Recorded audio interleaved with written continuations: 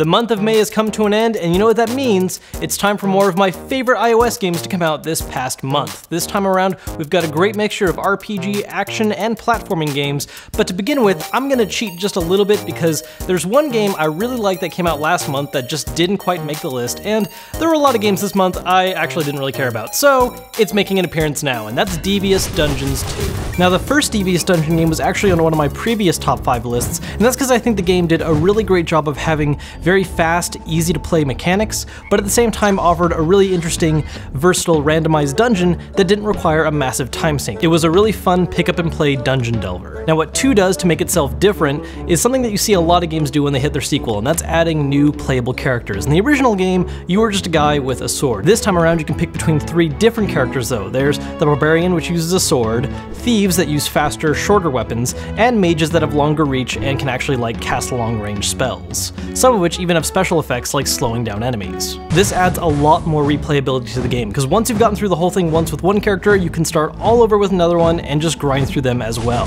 Admittedly, it's not the deepest or most complex game, but as far as just something that's nice and simple and has a random dungeon for you to just delve again and again and again, this is one of the best options out there. Now, as for games that actually came out this month, second on the list is One More Dash.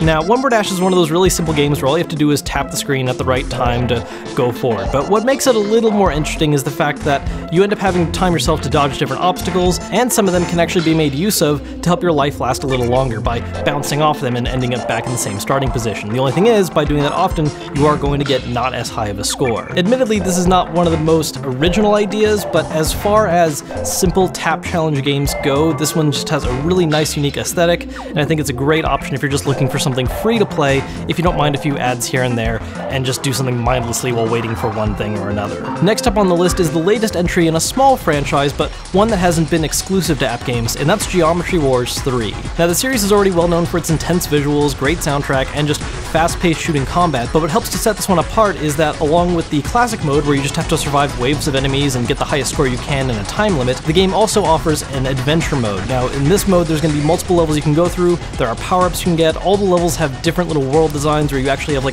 globe or different interesting arenas, so it helps to give it a lot more flavor and interesting replayability outside of just doing the classic mode again and again. You can, of course, compare scores with your friends, put stuff on Facebook, all that kind of fun social integration. But as far as just a cheap but really good-looking action game goes, it's hard to beat what Geometry Wars has to offer. Good, simple, addictive fun.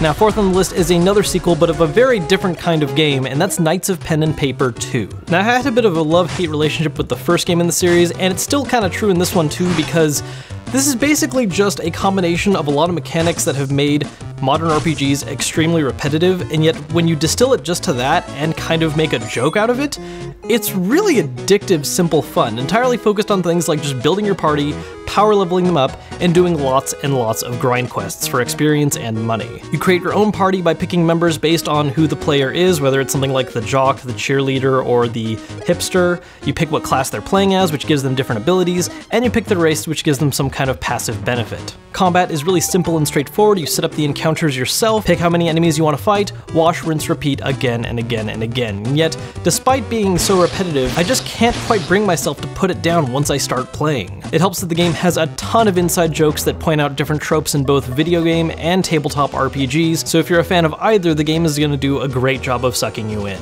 Now, normally I try to avoid putting games on here that are ports from other systems, and I want to just focus on apps that are designed to be, well, app games in the first place, but there was one that came out this month that I think they did a phenomenal job adapting it, and that's one of my favorite indie titles, Legend of Grimrock. Now, this is a classic dungeon delving game where you create your own party of adventurers or pick a pre-made one. You walk through it solving puzzles, dealing with enemies, but one of the things that really stands out about this one is that they just did such a great job of adapting it to a touchscreen interface. Interacting with puzzles and objects, fighting enemies, changing inventory, or looking at character statistics, all of it is really, really intuitive and never breaks up the action in the game. Now, of course, the game does lose some of its strength from the PC version when it's ported to this. You can't make your own levels or import other people's, but it is being sold at a much reduced cost compared to that version, so putting down $5 for this game is completely worth it, especially if you're a fan of old school dungeon delving adventures. And even if you're not, it's a great modern day introduction. Well, those are my favorite app games of May 2015. If there are any that you guys loved that I didn't mention, make sure to let me know in the comments down below. As always, if you enjoyed the video, hit that thumbs up button to let me know, subscribe, and follow me on Twitter. I'll be seeing you guys soon with more content, but until then, I'm Kevin Kenson, and I'll see you guys later.